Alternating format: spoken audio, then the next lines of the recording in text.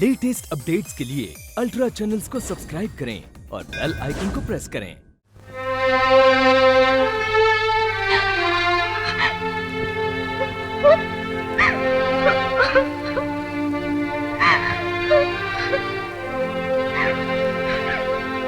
रोकर मेरी बेगुनाही की बेइज्जती मत करो ज़किया।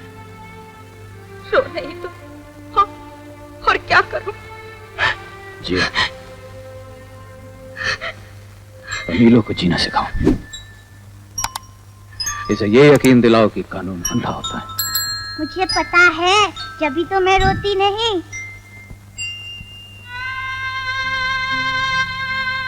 देखा ज़को, मेरी नीलो कितनी बहादुर है। ए बिटिया, अपनी अम्मा को परेशान तो नहीं करती? यही मुझे परेशान किया करती थी, और आपके यहाँ आने के बाद से इन्होंने मुझे परेशान करना बिल्कुल छोड़ दिया। रोज चॉकलेट देती है और ये भी नहीं कहती कि दांत झड़ जाएंगे।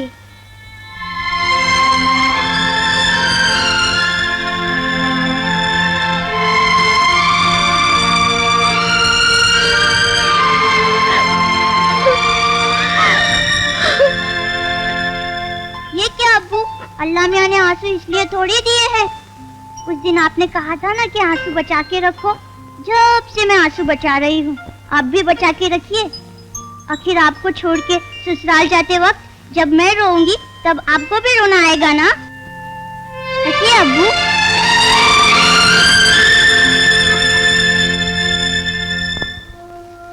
जेल की उस मुलाकात ने मेरे दिल के अंदर एक घुटन सी पैदा कर दी,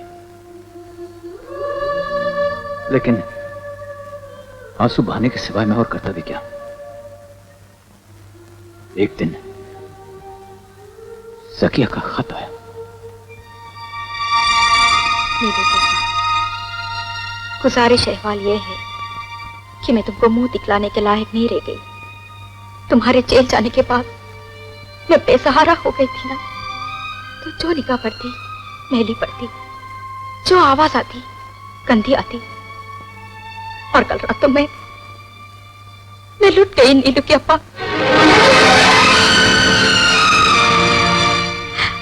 आप के सिवा तो मेरे पास कुछ था नहीं। वो 4 आदमी थे। मैं बहुत लड़ी, बहुत चीखी। मैं कल रात से ही सोच रही थी कि मैली कुचैली दागदार जिंदगी तो जीने के लायक नहीं। पर नीलू का क्या होगा? बाप जेल में है, माँ खुदकुशी करने जा रही है। वो अकेली रह जाएगी ना। अकेली पढ़ेगी कैसे? पढ़ भी गई तो क्या बनेगी? जेब कतरी, चोरनी, तवाफ। मैं अल्लाह तो हूं नहीं कि जिंदगी देकर भूल जाऊं। मैं तो माँ हूं ना। उसके लिए हमने ये सपने तो नहीं देखे थे ना। इसलिए मैंने ये फैसला किया कि उसका मर जाना ही ठीक है। इसलिए मैं उसे अपने साथ ले जा रही हूं। अल्लाह मुझे माफ करे। तुम्हारी कनीज ज़किया।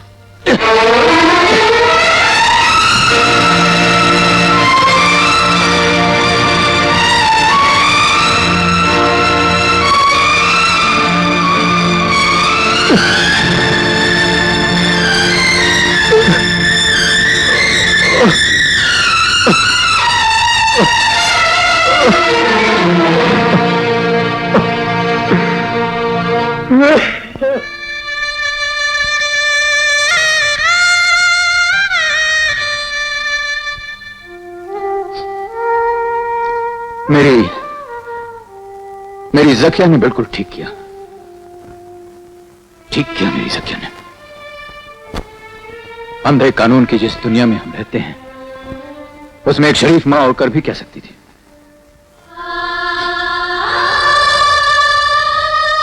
और इसी तरह मेरी दुनिया, मेरा सब कुछ लुट गया। अब मैं जेल से निकलना नहीं चाहती। क्यों निकलता? किसके लिए निकलता? लेकिन 10 साल के बाद गांधी शत जयंती के दिन मुझे रिहा कर दिया गया।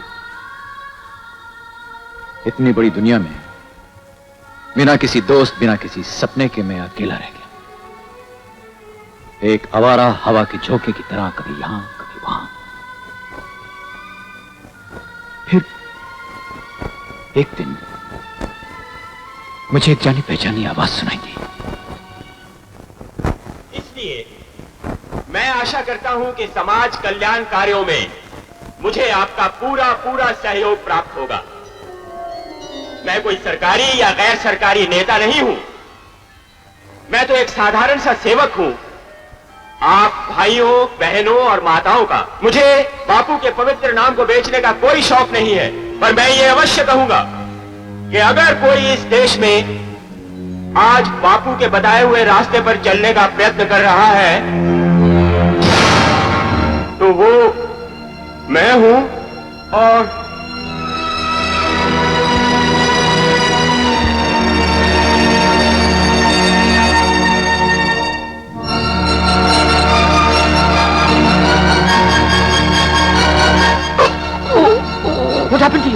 क्या हुआ? शायद दिल का दौरा है, मेरी तबीयत ठीक नहीं है, तुम मीटिंग जारी रखो, मैं जाता हूँ। अच्छा अच्छा। भाइयों और बहनों, नेताजी अचानक अस्वस्थ हो गए।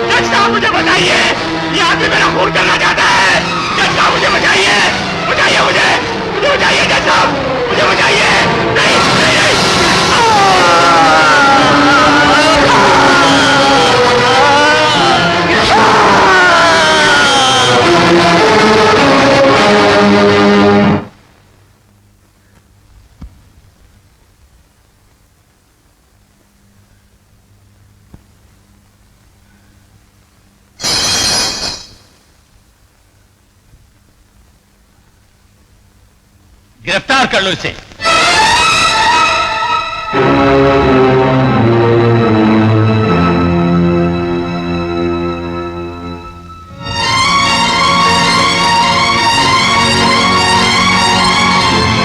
आप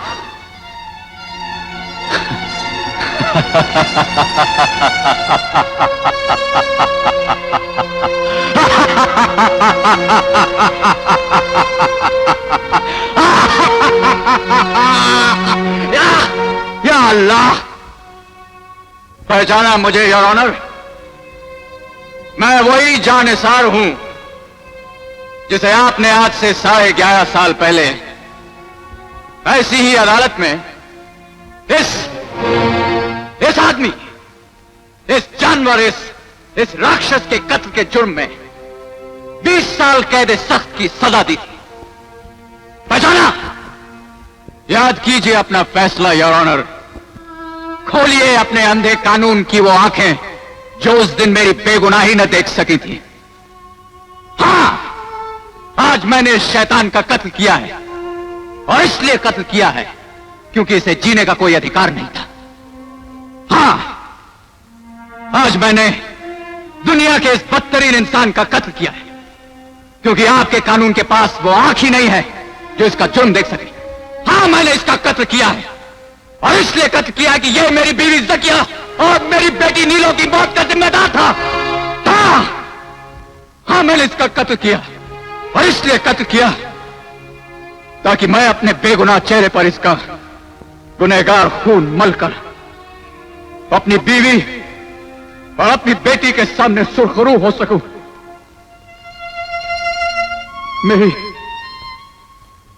मेरी बेटी,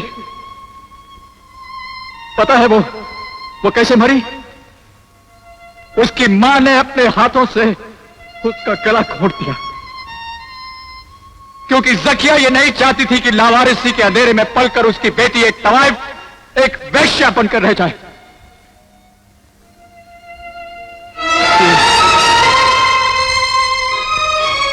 ये देखिए, ये मेरी बीवी और मेरी बेटी। इन्हें देख करके आपको ऐसे लगता है कि अल्लाह ने मेरी बेटी के नाम पर ऐसी बात लिखी थी? क्या मेरी बीवी के नसीब में अल्लाह ने यह लिखा था कि वो अपनी फूल सी बच्ची को कत्ल करके खुदकुशी कर लेगी?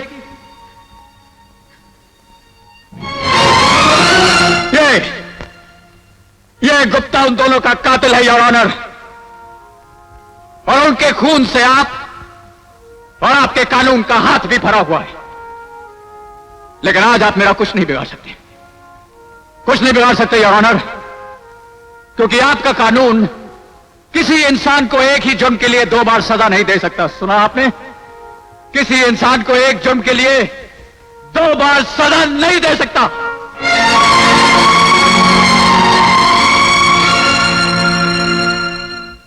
और अगर आप मुझे सजा देना ही चाहते हैं तो पहले मेरे वो साल लौटाइए जो मेरी बेगुनाही ने आपकी जेल में काटे। मेरी जकिया की आबरू लौटाइए योर ऑनर। मेरी नीलों को कब्र से निकालकर मेरी गोद में लाइए योर ऑनर। नहीं तो कानून और इंसाफ के इस नाटक को बंद कीजिए, बंद कीजिए न्याय और अन्याय का ये खेल। जला डालिए न्याय की अपनी ये कुर्सी जिस पर बैठकर कल ही आपने मेरी बेगुनाही को सजा दी थी। तोड़ दीजिए अपना ये कलम जिसे आपने मेरे और मेरे खानदान के खून में डुबोकर मेरे खिलाफ फैसला लिखा था। बोलिए, कर सकते हैं आप ऐसा? जवाब दीजिए, जवाब दीजिए जज साहब, मैं आपसे सवाल कर रहा हूं। बोलिए, जवाब दीजिए।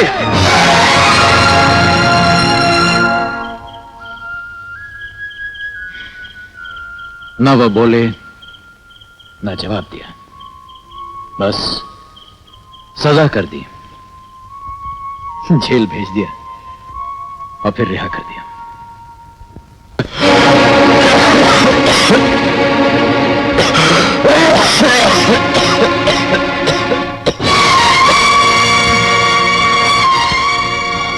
क्या हुआ भाई?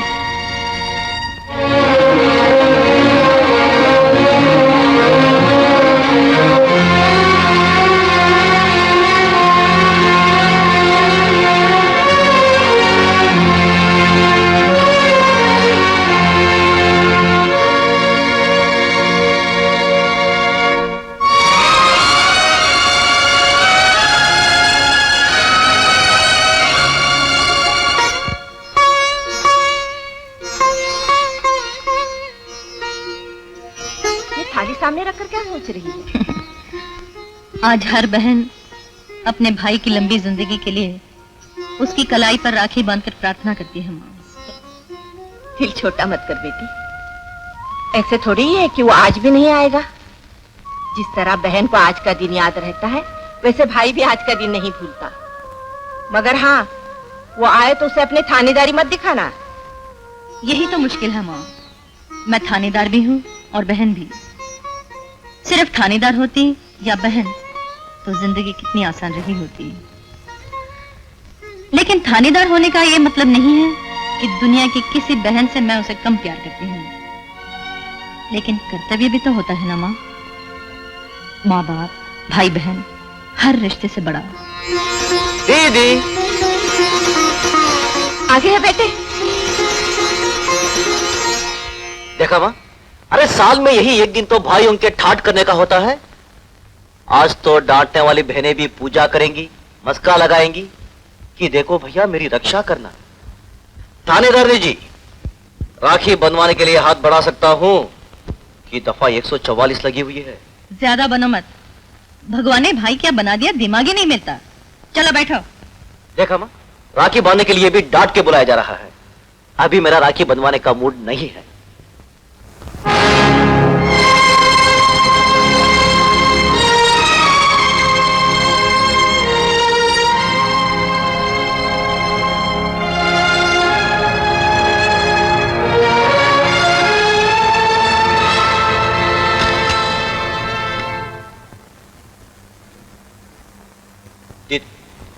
भाई वाह, जो मुंह इतना लटकाना था तो त्याग पत्र दिया ही क्यों? लो दीदी, मुझसे झल्ला की नौकरी छोड़ी है ना? हट पागल, मैंने तो पिताजी और दीदी के हत्यारों को सजा दिलाने के लिए नौकरी की थी। सजा दिलाई, ठेंगा दिलाई, फिर ये नौकरी का ढकोसला क्यों करूं? बस नौकरी छोड़ दी। अब लगता है तुम्हारी रास्ता ठीक है। उस रास्ते पर चलकर हम हत्यारों को सजा तो नहीं दिला सकते, लेकिन बदला तो ले सकते हैं। मतलब बदले की बात तुमने भी ठान ली? यही तो हम दोनों का कर्तव्य है। अब बचा ही कौन है? एक वो अंथोनी है, उसको भी मार कर ठिकाने लगा देते हैं अपन अकबर की तरह। बाय गॉड, तुमने तो कमाल ही कर दी। सांप भी मर गया और लाठी भी नहीं टूटी, हत्या भी की और हत्यारे भी नहीं बने। दुनिया के बड़े से बड़े मुजरिमों ने भी कोई ना कोई गलती जरूर की जिसकी वजह से वो लोग पकड़े गए, लेकिन तुम तो अपना काम करके ऐसे साफ निकल गए जैसे मक्खन से तार। जरा हमें भी तो बताओ, चक्कर क्या चलाते हो? चक्कर क्या है? चक्कर क्या है दीदी? जरा सी कॉमन सेंस की बात है। पहले अमर को ले लो। हाँ हाँ, बोलो बोलो। दीदी, तुम्हें याद होगा कि आईने के बिना वो बिल्कुल अंधा लगा था उस रात। तो पहले मैंने उसे फोन पर हटकाया, वो अपनी कार में भाग खड़ा हुआ, मैं उसी कार में पीछे छुपा हुआ था। मुझे देखकर वो समझ गया कि यमराज भी मेरे साथ ही आए होंगे। उसके हाथ पांव फूल गए। दीदी, कमीने लोग बेसिकली कायर होते हैं। हाँ हाँ, बिल्कुल सही बात है। मैंने एक थप्पड़ लगाया और कहा, अगर जान प्यारी हो तो कार से उतरकर भाग। सड़क पार कर गया तो नहीं मारूंगा। तब जाके उसकी जान में जान आई। जब उसे यकीन हो गया कि वो बच गया, मैंने उसकी ऐनक उतार ली। फिनिश। बाकी काम हेवी ट्रैफिक वाली सड़क ने कर दिया। हर लगी ना फिटकरी और रंग भी चोखा आया। मैंने उसे मारा भी नहीं और मार भी डाला। अरे वाह, तुमने तो कमाल ही कर दिया। और वो तो पियक्कड़ था ही। पिस्तौल दिखाकर मैंने उसे इतनी पिलाई कि पूछो मत। और मैंने उसे कहा बाथरूम में नहा, वो टब में उतर गया और मैंने उसे बाहर नहीं आने दिया। बस वो भी फिनिश। माय गॉड, तुम तो जीनियस हो, जीनियस। पुलिस तो हवा भी नहीं पा सकती तुम्हारी। अच्छा, वो जो तीसरा है ना, एंथनी। हाँ, उसे कैसे मारोगे? बताओ। वो करके बताओ। Good night.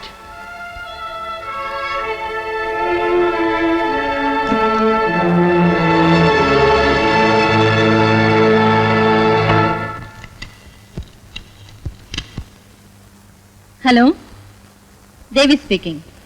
Yes sir, plan के हिसाब से मैंने उसका कन्फेशन रिकॉर्ड कर लिया है। वो यहीं सो रहा है। आप फौरन यहाँ आ जाइए। Okay sir.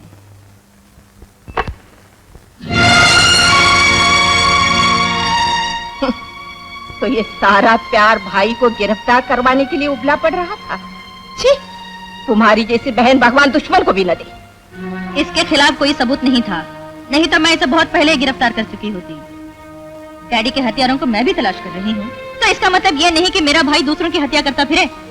मैं सजा और हत्या में फर्क समझती हूँ। अरे रहने दे, न्याय और अन्याय पर भाषण मुझे मत देना। न्याय का अन्याय मैं देख चुकी हूँ, तू भी देख चुकी है। मैं देखती हूँ तू उसे कैसे गिरफ्तार कर सकती है। माँ, तुमने अगर मुजरिम का साथ दिया तो क्या मुझे भी गिरफ्तार करोगी? बात वहाँ तक मत बढ़ाओ माँ। आइए। हेलो, कहाँ है?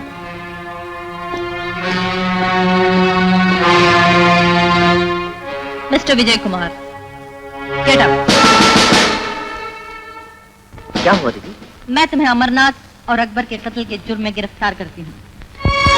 क्या मैं आपसे पूछ सकता हूँ इंस्पेक्टर देवी सिंह कि आपके सिवा और कौन ये कहता है कि उन दोनों कमीनों को मैंने मारा है? मेरे सिवा ये बात तुम कहते हो? मैं? हाँ, चलो मेरे साथ। चलो।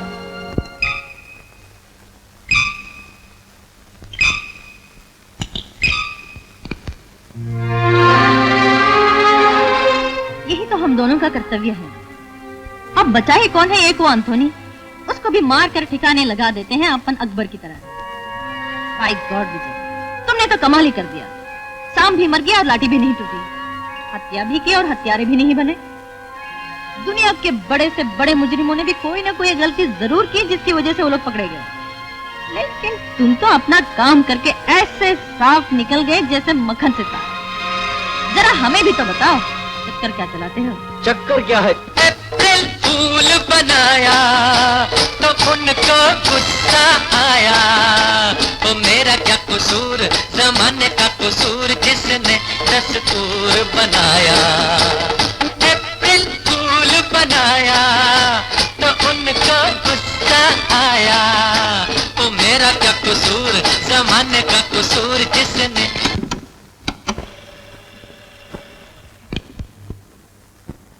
ऐसे साफ निकल गए जैसे मक्खन से तार।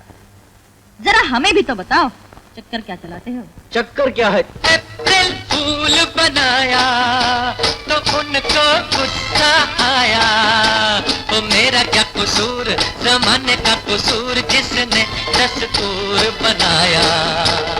अप्रैल फूल बनाया। लेकिन तुम तो अपना काम करके ऐसे साफ निकल गए जैसे मक्खन से तार। जरा हमें भी तो बताओ, चक्कर क्या चलाते हो? चक्कर क्या है? अप्रैल फूल बनाया तो उनको गुस्सा आया, तो मेरा क्या कसूर, जमाने कसूर।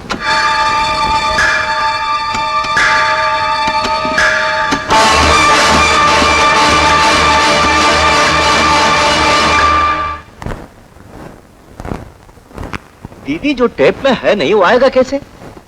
सॉरी, सर चकरा रहा, मालिश करो। मालिश, तेल मालिश। This is not good on your part inspector Durga Devi Singh. तो वो आप दोनों मिलकर हमें बेवकूफ बना रहे हैं। नहीं नहीं, मैं सच कहती हूँ, मैंने इसका कन्फेशन रिकॉर्ड किया था। यही कन्फेशन रिकॉर्ड किया था? जी। I am sorry. चलो अब मैं जा सकता हूँ इंस्पेक्टर दुर्गा देवी सिंह। माँ, तुम्हारा जब मेरी गिरफ्तारी पर यह हाल हो गया, तो जब दीदी मुझे फांसी दिलवाई तो क्या हाल होगा तुम्हारा? दीदी, तुमने आखिर अपनी थानेदारी दिखाई दी ना। मैं भी तुम्हारा ही भाई हूँ दीदी, तुम्हारा एक एक पुर्जा जानता हूँ। तुम कब क्या और कैसे करोगी मैं ये भी अच्छी तरह जानता हूँ। तुम्हारा नौकरी से इस्तीफा देना एक नाटक था, ये भी मुझे मालूम था। जब तुम मेरी तारीफें करने लगी कि मैंने उन दोनों को किस सफाई से मारा, तो मेरा माथा ठनका। मैं समझ गया कि तुम्हारी मीठी मीठी बातों के पीछे कोई चक्कर है। आई एम सॉरी दीदी, तुम्हारा सारा प्लान चौपट हो गया, जैसे को तैसा मिल गया। विजय, मेरी एक बात समझ में नहीं आई। हमारी शुरू की बातें तो रिकॉर्ड हुई, लेकिन तुम्हारे जुर्म का इकरार क्यों रिकॉर्ड नहीं हुआ? अच्छा, वो हाथ की सफाई अभी बताता हूं।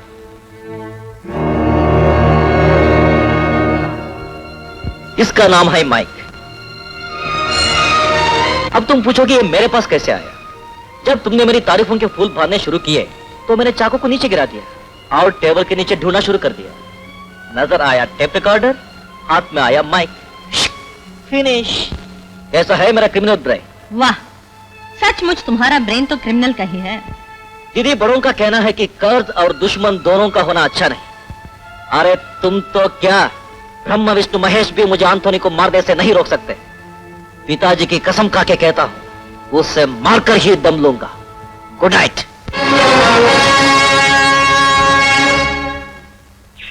एक चिकन तंदूरी लाओ, चिकन टिक्का, चाय।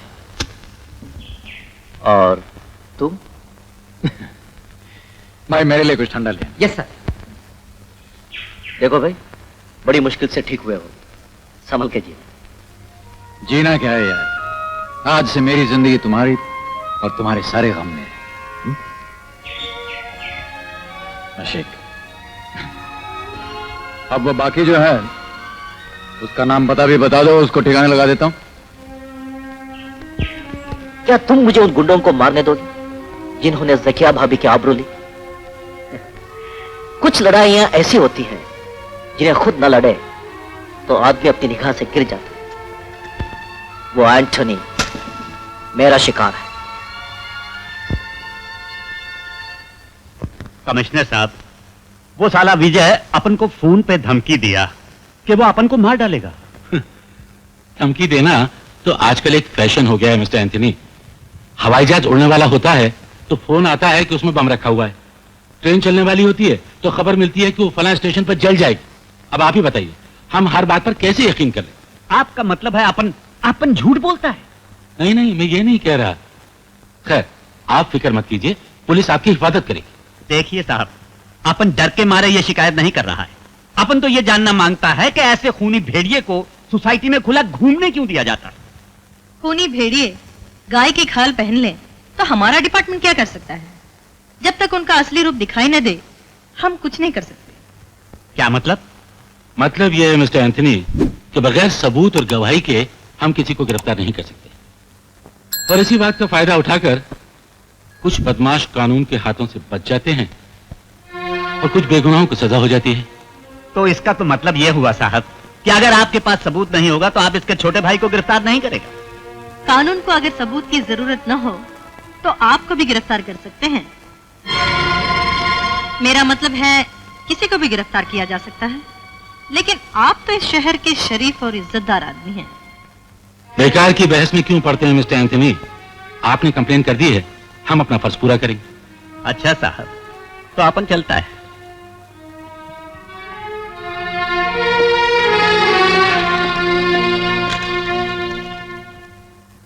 सर, अगर आप इजाजत दें तो मैं एक आदमी को गिरफ्तार करना चाहती हूँ। मुझे उस पर शक है। कौन है वो? विजय। विजय? तुम्हारा छोटा भाई? जी हाँ, मुझे यकीन है इस गिरफ्तारी से मैं 2 कसूरवारों को जिंदा पकड़ सकती हूँ। Okay, proceed.